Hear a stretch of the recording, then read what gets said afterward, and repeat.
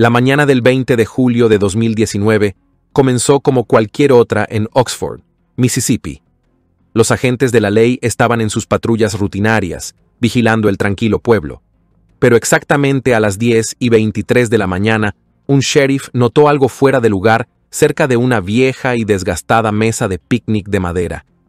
Al acercarse, se le encogió el estómago.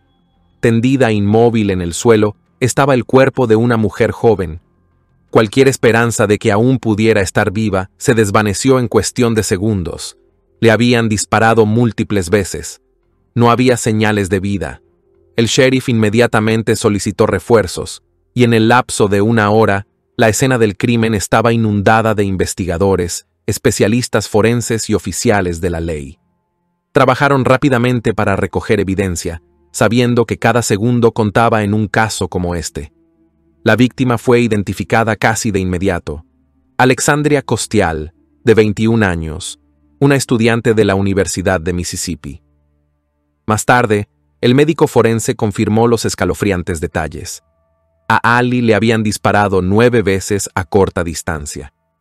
Queridos espectadores, por favor, no olviden darle me gusta, dejar un comentario debajo del video y suscribirse al canal para no perderse nuevos videos. Esto es muy importante para nosotros. Empecemos desde el principio y analicemos más de cerca este verdadero crimen que involucró a Alexandria Madison Costial, a quien sus seres queridos llamaban cariñosamente Ali. Ella nació el 11 de septiembre de 1997 de Cindy y Keith Costial. Desde el momento en que llegó al mundo, irradió una calidez contagiosa y un entusiasmo sin límites por la vida. Creciendo en St. Louis, Missouri, junto a su hermano menor Andrew, Ali rápidamente se convirtió en el corazón de su familia y círculos sociales. Ella era el tipo de persona cuya sola presencia podía iluminar incluso los días más oscuros. Ali tenía un magnetismo innegable que atraía a la gente hacia ella. Incluso de niña, Ali poseía una habilidad única para conectar con los demás. Trataba a los extraños con la misma amabilidad y calidez que a sus amigos y familiares más cercanos. Su generosidad de espíritu no era solo un acto de cortesía, era una parte integral de quien era. Ella tenía una manera de hacer que las personas se sintieran vistas, valoradas y amadas, razón por la cual muchas se sentían atraídas por ella. Su optimismo era inquebrantable, y su capacidad para encontrar belleza incluso en los momentos más pequeños la hacía verdaderamente especial. Más allá de su personalidad radiante, Ali era una joven dedicada y talentosa. Durante la escuela secundaria, desde 2012 hasta 2016, se destacó tanto académica como atléticamente. Fue una miembro sobresaliente del equipo de atletismo, del equipo de golf y del equipo de campo. Sus habilidades de liderazgo brillaron en su participación con el grupo de apoyo del gobierno juvenil y la Sociedad Nacional de Honor. Pero los talentos de Ali se extendían más allá del aula y el campo deportivo. Tenía una sed insaciable de nuevas experiencias y asumió numerosas actividades extracurriculares con entusiasmo. Practicaba yoga regularmente, encontrando solaz en la serenidad que le brindaba, y participaba en medias maratones siempre que tenía un descanso de sus estudios. Su pasión por ayudar a los demás era igualmente evidente. Ali pasó varios veranos viajando al extranjero como voluntaria, dedicando su tiempo a enseñar inglés a niños pequeños en Perú y África. Ella encontraba una inmensa alegría en levantar el ánimo a quienes la rodeaban, creyendo firmemente en el principio: no temas ser quien eres. Este mantra guiaba sus acciones e inspiraba a quienes la conocían. Acogía a las personas de todo corazón, sin juzgarlas nunca por sus peculiaridades o defectos. Su lealtad inquebrantable la convertía en una amiga treasured, y su capacidad para ser ella misma sin disculpas era una cualidad admirada por muchos. La ambición de Ali no se detuvo en la escuela secundaria. Después de graduarse persiguió su sueño de toda la vida de asistir a la Universidad de Mississippi, mejor conocida como Ole Miss, en Oxford. Se había imaginado allí desde niña, y en el otoño de 2016, ese sueño se hizo realidad. Había muchas razones por las cuales Ole Miss siempre había sido su escuela ideal. Se sentía atraída por su estilo de moda clásico y preparatorio, que reflejaba la elegancia refinada que adoraba. La joven tenía una afinidad por todo lo rosa y rara vez se la veía sin sus accesorios signature de perlas. Tenía una profunda apreciación por la belleza, ya sea en la moda, la naturaleza o la vida misma. Los atardeceres estaban entre sus mayores pasiones. Le encantaba la forma en que el cielo se pintaba de tonos rosados y anaranjados, mientras el sol se ocultaba en el horizonte. De hecho, estaba tan enamorada de los atardeceres que creó una página en las redes sociales dedicada únicamente a capturarlos y compartirlos con el mundo. Por supuesto, había razones más profundas para su amor por Ole Miss. Admiraba las tradiciones profundamente arraigadas de la universidad, los distinguidos profesores que la inspiraban y el ambiente vibrante que hacía que la vida universitaria fuera emocionante. Estaba especialmente emocionada por la presencia de un equipo importante de fútbol americano, ya que siempre había disfrutado del compañerismo que fomentaban los deportes. Matricularse en Ole Miss no se trataba solo de obtener un título en negocios y marketing, se trataba de abrazar nuevas oportunidades, hacer recuerdos para toda la vida y, lo más importante, encontrar la felicidad. Ali no perdió tiempo sumergiéndose en la vida universitaria. Se convirtió en un orgulloso miembro del club de mujeres Alpha Kappa Psi. Se unió a la comunidad de negocios e incluso fundó un club de golf. Su pasión por el fitness se mantuvo fuerte y en su tiempo libre impartía clases de yoga y pilates, ayudando a sus compañeros estudiantes a encontrar equilibrio en sus ocupadas vidas. A pesar de su apretada agenda, Ali nunca permitió que sus estudios se resintieran. Era meticulosa en su gestión del tiempo, asegurándose de que cada aspecto de su vida recibiera la atención que merecía. Sin embargo, a pesar de todos sus logros, había una cosa que Ali sentía que faltaba: el amor. Como muchos jóvenes universitarios, soñaba con conocer a alguien especial, alguien que se convertiría en su compañero de por vida. Siempre se había sentido encantada por el encanto de los chicos sureños y la calidez de la cultura sureña, y esperaba que su tiempo en Ole Miss la llevara a una relación significativa. Se imaginaba un futuro lleno de amor, matrimonio, una familia feliz e hijos propios. En la escuela secundaria, Ali había experimentado enamoramientos, pero ninguno se había convertido en algo serio. Asistió al baile de graduación sin novio, eligiendo instead ir con una amiga cercana. El amor la había eludido entonces, pero se mantuvo esperanzada de que la universidad sería diferente. Y, finalmente, su deseo se hizo realidad. Ali conoció a Brandon Thiersfeld, un compañero estudiante de primer año de Fort Worth, Texas. Desde el momento en que se conocieron, hubo una chispa innegable entre ellos. Ali se enamoró de él al instante, y a medida que avanzaba su primer año, se volvieron inseparables. Lo invitaba a casi todas las fiestas, ansiosa por compartir cada momento de su nueva vida con él. Aunque muchas personas asumían que Ali y Brandon tenían una relación comprometida, la verdad era mucho más complicada. Su conexión, si es que podía llamarse así, estaba plagada de inconsistencias y contradicciones. Nunca se declararon oficialmente como novios, nunca hicieron planes a largo plazo juntos, y nunca imaginaron un futuro compartido. En ocasiones, Brandon cortaba bruscamente toda comunicación, bloqueando el número de Ali durante semanas o incluso meses. Ali se sintió atraída por Brandon desde el principio. Ella imaginaba que su relación se convertiría en algo profundo, una historia de amor que culminaría en matrimonio y un futuro juntos. Pero Brandon no era el tipo de persona que valoraba los apegos emocionales profundos. Era un manipulador egoísta, alguien que sabía exactamente cómo mantener a Ali en vilo sin ofrecerle nunca un compromiso verdadero. Para él, ella era solo una más. Había dominado el arte de hacer que cada mujer en su vida creyera que era especial, sin invertir en ninguna de ellas más allá de la gratificación temporal. Prosperaba con la ilusión del romance, manteniendo sus opciones abiertas y sus emociones guardadas. Si Ali alguna vez le presionaba para obtener claridad, él se evadía, afirmando que no era lo suficientemente bueno para ella, que merecía a alguien mejor, usando una falsa humildad como arma para mantenerla atada a sus caprichos. Su relación era un torbellino emocional, un ciclo interminable de subidas y bajadas.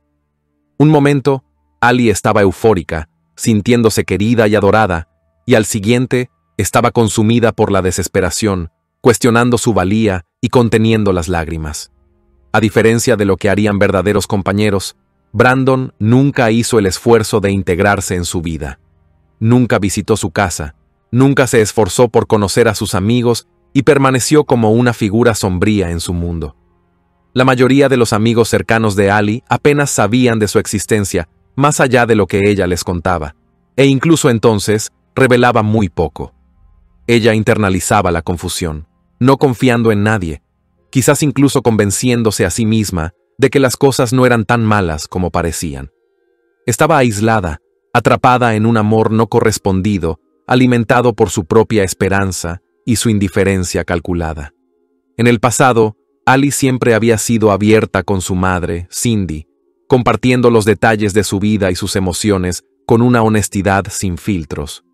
Cindy sabía que su hija sentía algo por un chico de su curso, pero Ali nunca reveló completamente la verdadera naturaleza de su relación con Brandon.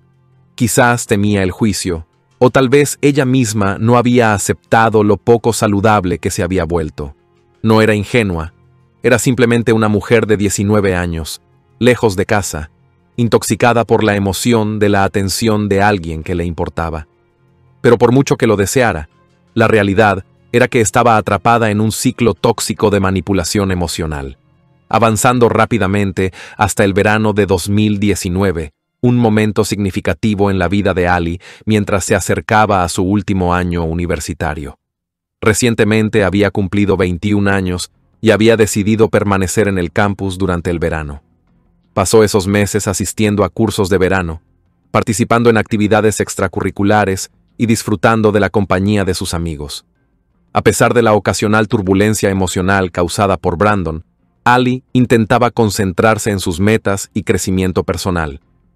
A principios de julio, los padres de Ali la visitaron, un viaje que le trajo una inmensa alegría. Pasaron tiempo de calidad juntos instalando su nuevo apartamento fuera del campus, comprando artículos esenciales, cocinando y simplemente disfrutando de la mutua compañía. Ali los había extrañado mucho y deseaba que pudieran quedarse más tiempo. Incluso les rogó que extendieran su visita solo un día más, pero las obligaciones en St. Louis les obligaron a marcharse.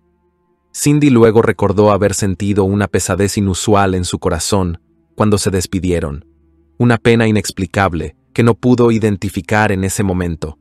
Aún así, mantuvieron el contacto regularmente. Ali llamaba a casa con frecuencia, actualizando a sus padres sobre su vida, sus estudios y sus actividades diarias. El 19 de julio de 2019, Ali hizo una de esas llamadas rutinarias. Era alrededor de las 7 de la tarde y acababa de despertarse de una larga siesta.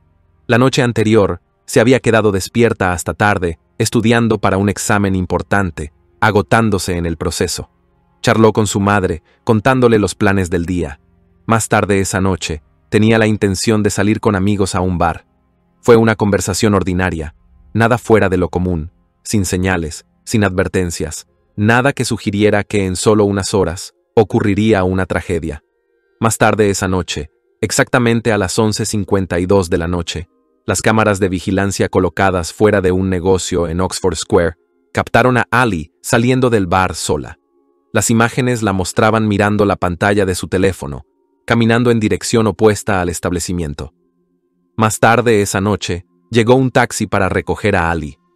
El conductor confirmó que ella se mantuvo educada durante el breve viaje de regreso a su apartamento. Para cuando el vehículo llegó a su residencia, era poco más de medianoche.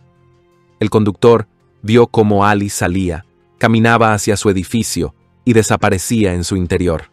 La mañana del 20 de julio de 2019 comenzó como cualquier otra, con las fuerzas del orden patrullando varias áreas alrededor de Oxford.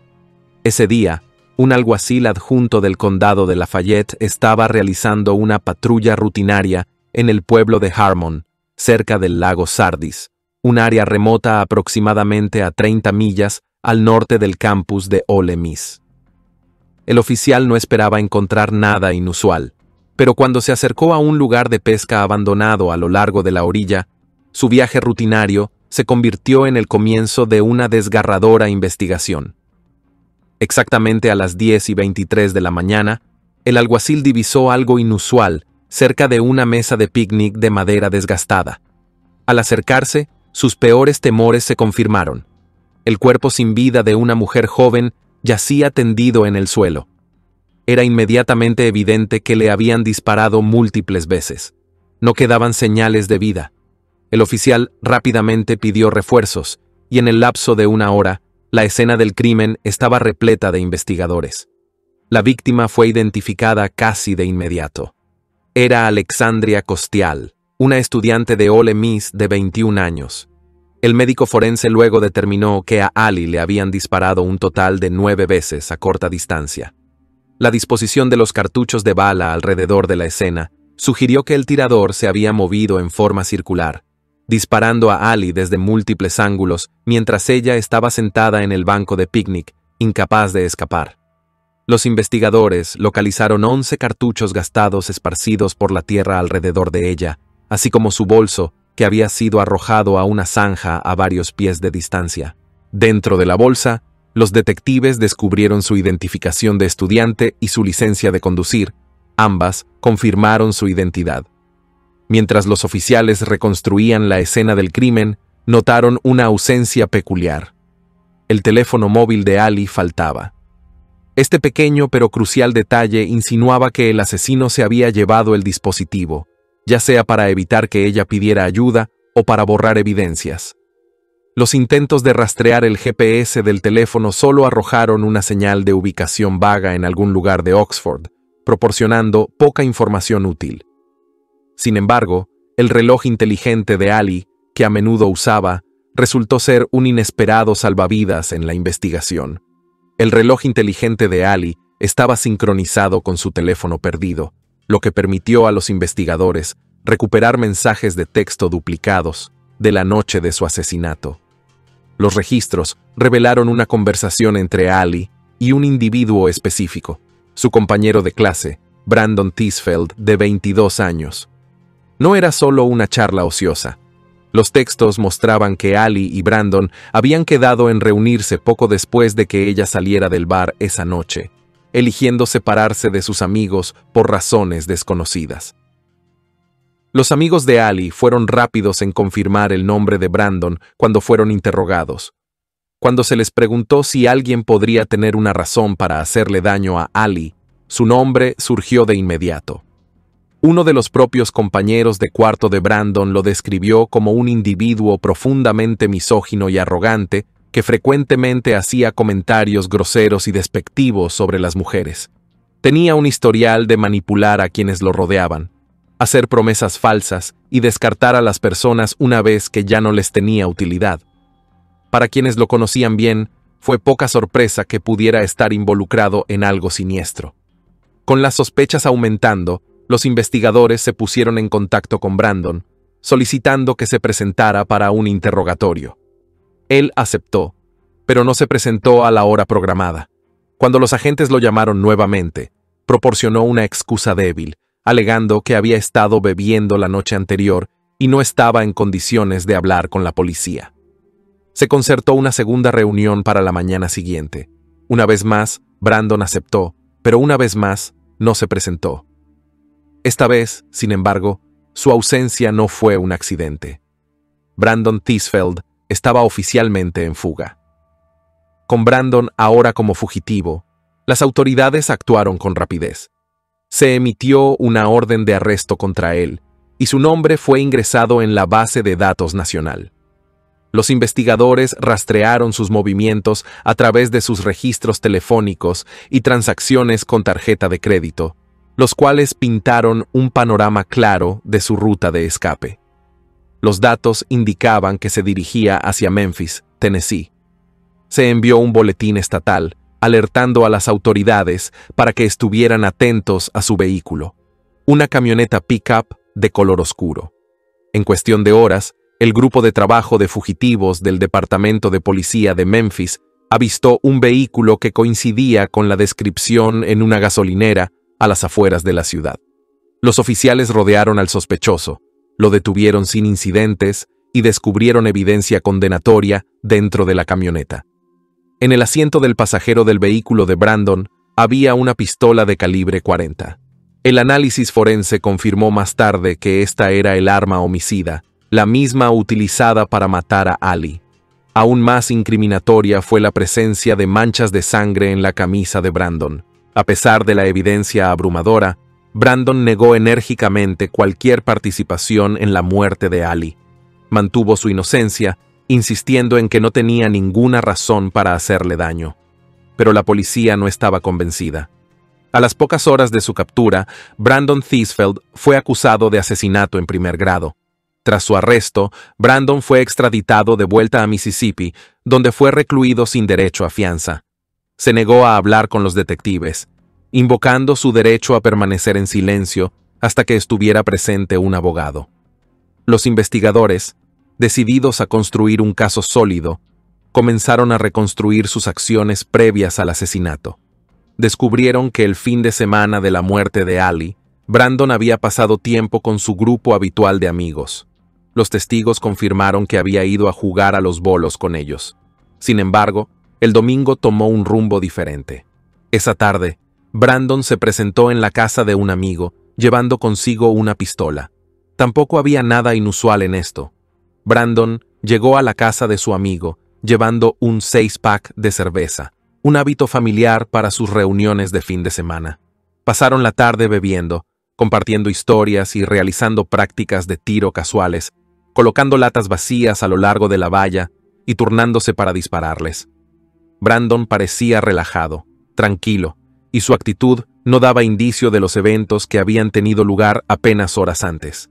Pero cuando su amigo se despertó a la mañana siguiente, Brandon ya se había ido. Su camioneta había desaparecido de la entrada y su presencia se había esfumado sin dejar rastro. Brandon Theisfeld nació en una familia cristiana muy respetada en Texas, donde fue criado con amor y disciplina. Sus padres, ambos médicos exitosos, le aseguraron una crianza cómoda. Su padre era dueño de una clínica privada y su madre trabajaba en un hospital, estableciendo expectativas altas para su hijo. Brandon creció disfrutando de las actividades al aire libre, la caza y la pesca, pasatiempos en los que muchos jóvenes de su ciudad participaban. En la escuela secundaria, jugó al fútbol americano, destacándose en los deportes, pero sin mostrar nunca signos de agresividad o violencia. No se conocían incidentes de peleas, arranques de ira o problemas de comportamiento.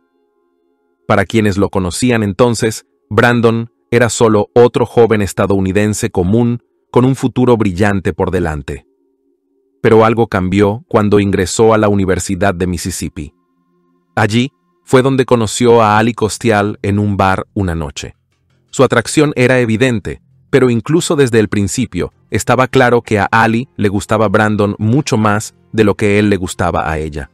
Con el tiempo, el apego de Ali se profundizó y ella le enviaba cada vez más mensajes. Eventualmente, el gran volumen de textos abrumó a Brandon hasta el punto que bloqueó su número. Pero, como los patrones a menudo se repiten, algo cambió una vez más, y poco después, los dos reanudaron la comunicación. Mientras tanto, la investigación del asesinato de Ali continuaba, y a medida que se desarrollaban los detalles, la comunidad se conmovió hasta lo más profundo. El 27 de julio de 2019, más de 100 personas se reunieron en Oxford para una vigilia con velas en honor a Alexandria Costial. Amigos, compañeros de clase y profesores lloraron la pérdida de una mujer joven descrita como una luz brillante en sus vidas, alguien que había dejado una marca inolvidable en todos los que conoció. Una pregunta los atormentaba a todos. ¿Quién posiblemente podría haber querido hacerle daño a Ali? La respuesta, aunque devastadora, era innegable.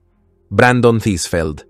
El 23 de julio, Brandon compareció por primera vez ante el tribunal, acusado oficialmente del asesinato de Ali Costial. Pero a medida que los investigadores profundizaban en su relación, descubrieron una impactante revelación que cambió la narrativa del caso. El motivo, al parecer, era mucho más desgarrador de lo que Ann Iwan había imaginado. En abril de 2019, solo 3 meses antes de su asesinato, Ali se estaba preparando para sus exámenes finales del semestre de primavera. Sin embargo, sin el conocimiento de sus amigos y familiares, también se estaba concentrando en otro tipo de prueba, una prueba de embarazo. El 12 de abril, Ali le envió a Brandon un mensaje explicando que temía poder estar embarazada. Su respuesta fue inmediata. Le instruyó que no se lo dijera a nadie, ni a sus amigos, ni a su familia. Necesitaba tiempo para procesar lo que ella le decía. 2 días después, Ali le envió a Brandon una foto de la prueba. No era clara, ni totalmente positiva, ni definitivamente negativa. Aparecía una tenue segunda línea, dejando espacio para la incertidumbre. Junto con la imagen, Ali también envió una solicitud simple, pero significativa. ¿Podrían reunirse en persona para hablar? Brandon no respondió. Pasaron los días y Ali envió más mensajes, aumentando su ansiedad con cada texto sin respuesta. Finalmente, cuando Brandon respondió, su respuesta no fue ni solidaria ni amable. Su mensaje era brutalmente claro. No tenía interés en discutirlo más. Si estaba embarazada, quería que ella arreglara la situación inmediatamente. Le insistió en que tomara una píldora y le pusiera fin. Él insistió en que no quería un hijo, afirmando que la paternidad arruinaría su futuro. Era inflexible, negándose a ofrecer a Ali incluso el más mínimo consuelo. Si ella elegía tener al bebé, estaría completamente sola. Él no ayudaría, no reconocería al niño y no permitiría que esta situación dictara su vida.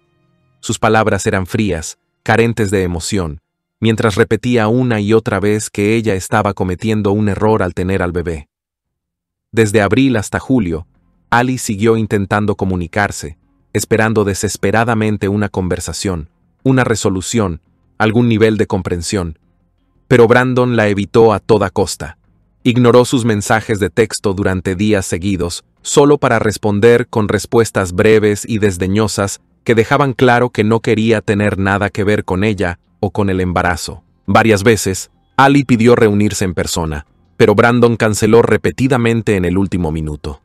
Aún así, ella se negó a darse por vencida.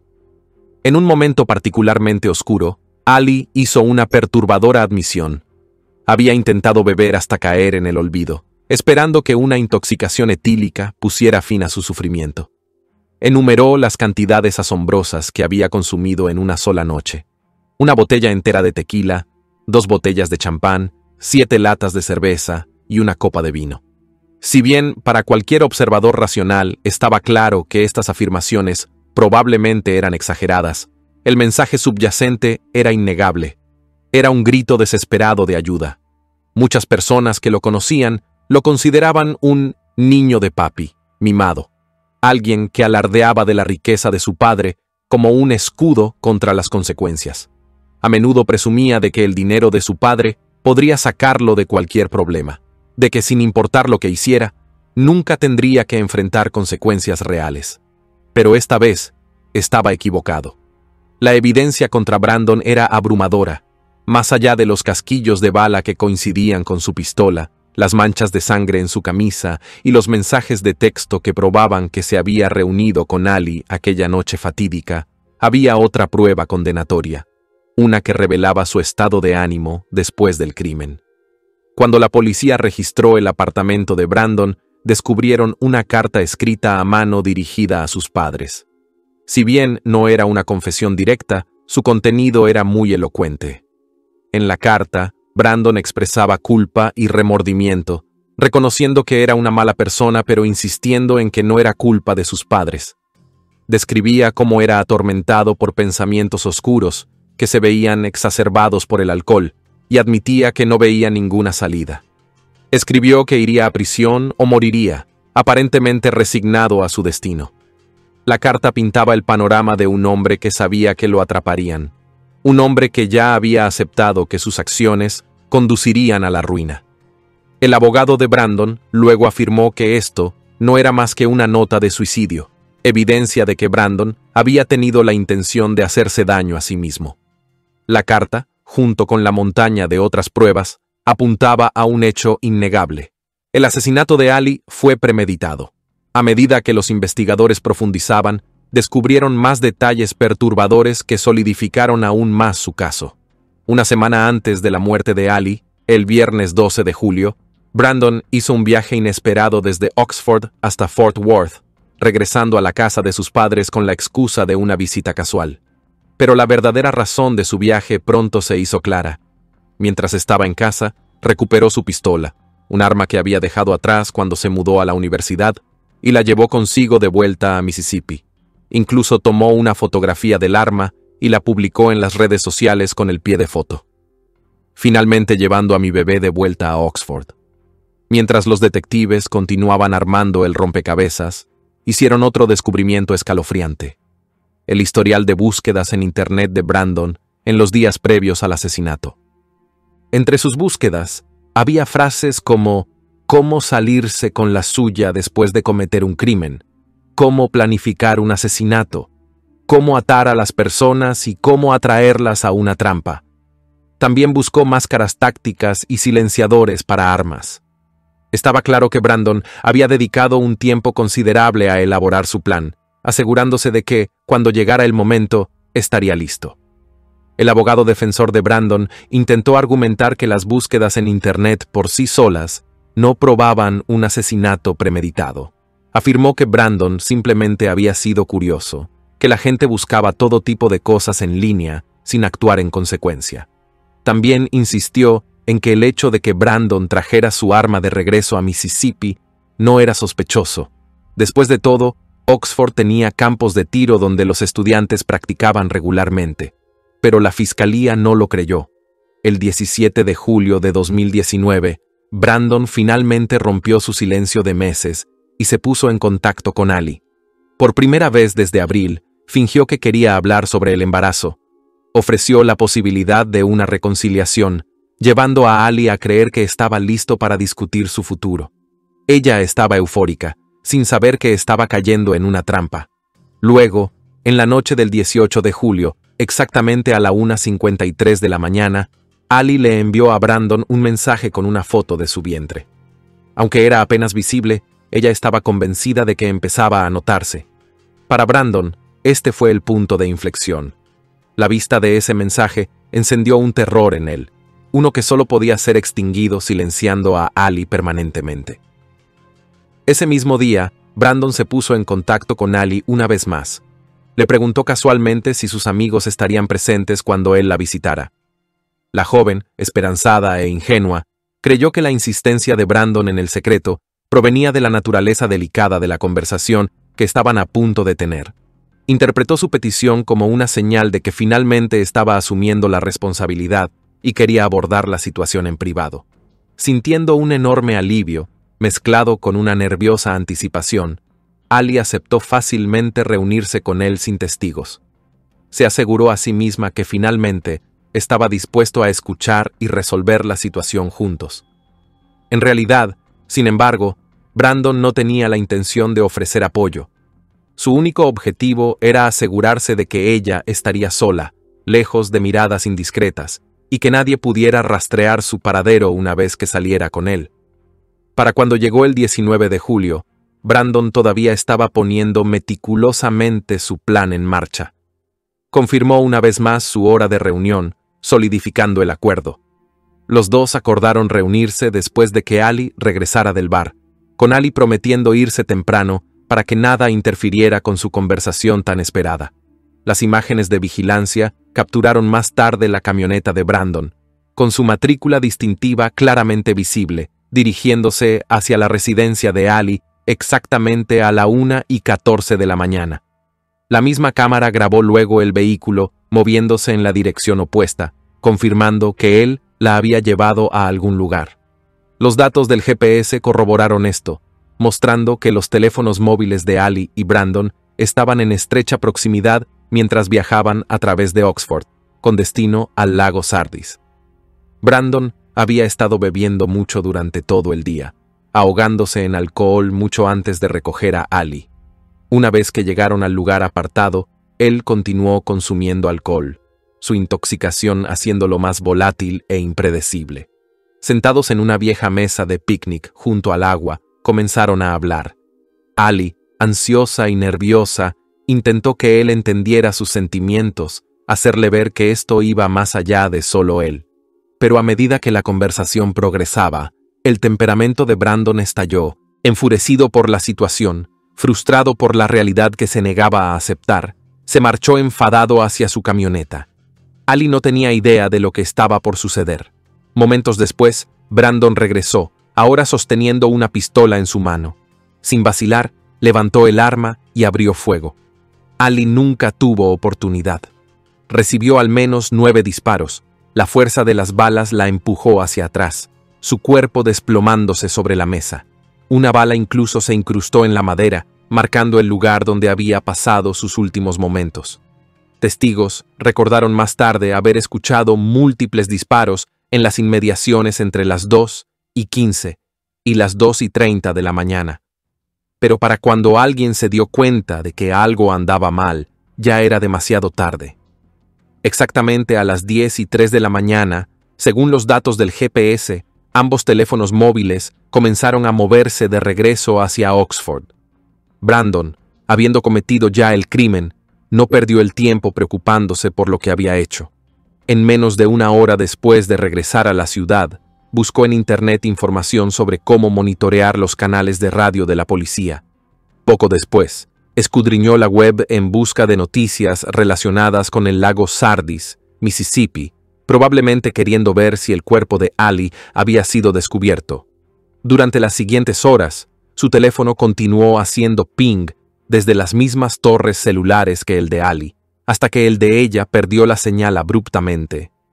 Los investigadores concluyeron más tarde que Brandon había apagado su teléfono antes de deshacerse de él. Luego, como si nada hubiera pasado, se fue casualmente a reunirse con sus amigos, bebió cerveza e incluso alardeó de su pistola. El 22 de agosto, Brandon compareció ante el tribunal para una audiencia de fianza. Sin embargo, en lugar de proceder según lo planeado, su abogado tomó una decisión estratégica. Retiró la solicitud de fianza y en su lugar solicitó al juez que ordenara una evaluación psicológica para su cliente. Fue un movimiento calculado, un intento de retrasar el caso y potencialmente reducir la sentencia de Brandon, retratándolo como mentalmente inestable. El juez aprobó ambas mociones, asegurando que Brandon permanecería entre rejas sin fianza mientras se sometía a una evaluación psiquiátrica. Una semana después, el 30 de agosto de 2019, Brandon regresó a la corte, donde fue acusado formalmente del secuestro y asesinato de Alexandria Kostial. En Mississippi, tales crímenes conllevaban la posibilidad de la pena de muerte. La evaluación psicológica determinó que Brandon estaba completamente cuerdo y era competente para ser juzgado, lo que significaba que no podría usar la inestabilidad mental como excusa para sus horribles acciones. A pesar de la abrumadora evidencia en su contra, Brandon se declaró inocente. Su equipo de defensa continuó argumentando que no había pruebas sólidas de que hubiera planeado el crimen de antemano, esperando encontrar agujeros en el caso de la fiscalía. Pero la evidencia digital, los datos del GPS, los hallazgos forenses y sus propias búsquedas en Internet contaban una historia diferente. Para cuando llegó el 2020, el proceso legal todavía estaba en curso. La pandemia causó retrasos significativos en el sistema judicial, posponiendo el juicio de Brandon. Para cuando el tan esperado juicio finalmente comenzó, Brandon Tisfeld tomó una impactante decisión, una que sorprendió a muchos. Después de meses de insistir en su inocencia, después de retrasos, audiencias y maniobras legales, repentinamente cambió de rumbo. El 27 de agosto de 2021, Brandon aceptó un acuerdo de culpabilidad, admitiendo su culpabilidad en el asesinato de Alexandria Kostial a cambio de una sentencia reducida. Fue un movimiento que lo libró de la posibilidad de recibir la pena de muerte, una elección estratégica tomada tanto por la defensa como por la fiscalía. Las autoridades estatales, reconociendo los desafíos de asegurar una sentencia de muerte dadas las barreras legales y los requisitos probatorios, aceptaron el trato. Al hacerlo, aseguraron que Brandon Tisfeld pasaría el resto de su vida natural entre rejas, sin volver a caminar libre nunca más.